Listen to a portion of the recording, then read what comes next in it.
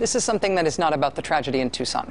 It is not about guns. It is not about violence or politics or anybody who's famous. It is something completely different and amazing and true. I know this is a bit of a break from the hard news of these last few days, but that is how we intend it, as a break. This is Earth. Planet Earth, our little home that is constantly in motion, spinning and orbiting and tilting in the great big cosmos with other planets and our sun and other galaxies with their stars and planets and asteroids and other universes filled with all of those fabulous things times 100 kabillion or something. But we have our little Earth. It comes wrapped in a giant magnetic field, which is awesome. A magnetic field with a north and a south. So that when you're a kid, you can chase those little magnets around, right? North and south attract. North and north push each other away. Because we are humans and we like to make order of things, we tend to think of our magnetic field like this, with magnetic north being where it darned well ought to be, up the North Pole, and with magnetic south being at the South Pole. 50-50, symmetrical. You can count on it, rock solid, just like our Earth. But that is not really how it works, because our Earth is not really rock solid. Not really. If you look deep inside the planet, you see the part that is solid, the inner core. It's very small in relative terms, and it's super, super, super hot. The outer core that's wrapped around it is mainly made of molten iron, liquid iron that is bubbling and sloshing about while we are way up on the Earth's surface, you know, wondering what happened to the car keys. Earth's outer core of iron is so fantastically in motion that it's even got whirlpools in it. Whirlpools caused by the constant rotation of the Earth. And laced through those whirlpools of molten iron, we seem to have these circulating electric currents, okay? So we've got electricity, electric currents, we've got electricity, and we've got metal. What happens when you combine electricity and metal? If you remember what happened in science class when you ran electricity through a hunk of metal, what you got and what you get is a magnetic field. With the right equipment, you can capture images of it, and you can watch them all day like we did today. Just think, our Earth, the whole thing comes wrapped in a magnetic field, like the ones you see here. At least sort of vaguely like that. But here's the mind-blowing, awesome times 10, 1300 thing about this. Earth's magnetic field, the giant magnetic field for the whole Earth, the one we live inside, is changing. It is changing all the time. Check out this practical consequence of that. This is Tampa International Airport. Today, before dawn, at Tampa International Airport, they reopened one of the busiest runways. They have been closing runways recently at Tampa so they can adjust the signs on the runways. So they can tell pilots zooming in at hundreds of miles an hour exactly where to land. Why do they have to adjust the signs?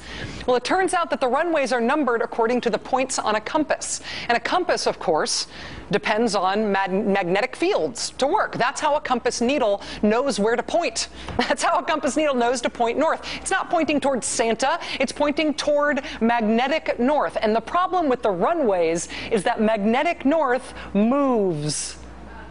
It moves about 40 miles a year. 40 miles! When I first heard the news about that causing the Tampa airport to have to move its runway signage around, my response was basically, this cannot be true. But it is true. The runways signage, the runways have to be adjusted because they are based on the points on a compass. And the points on a compass are moving because north is moving, because our magnetic field is moving, and that moves where north is. It moves Earth's magnetic north 40 miles a year. Amazing! Right? Amazing.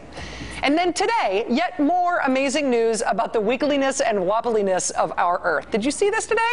Did you see this today? Quote, Earth rotation changes zodiac signs. Astronomers from the Minnesota Planetarium Society found that because of the moon's gravitational pull on the Earth, the alignment of the stars was pushed by about a month. So the moon is our moon, right? It rotates around us. It is a slave to our far superior gravity. But the moon also has its own gravity. It also exerts its own little moonish gravitational pull on big old us. And that gravitational pull of our own moon on us means that we've tilted a little bit. We've tilted a little differently in relation to the sun than we used to be. We're tilted differently in relation to the sun than we were when our position relative to the sun was used thousands of years ago to assign the zodiac signs. We have been nudged by our moon. And over time, that nudge means that instead of us and the sun and 12 zodiac signs dividing the calendar, it is us and the sun and 13 zodiac signs. And it also means that you are not the astrological sign that you thought you were.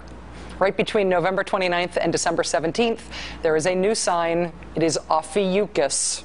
The constellation is a dude wrestling a snake. Yeah, I don't know.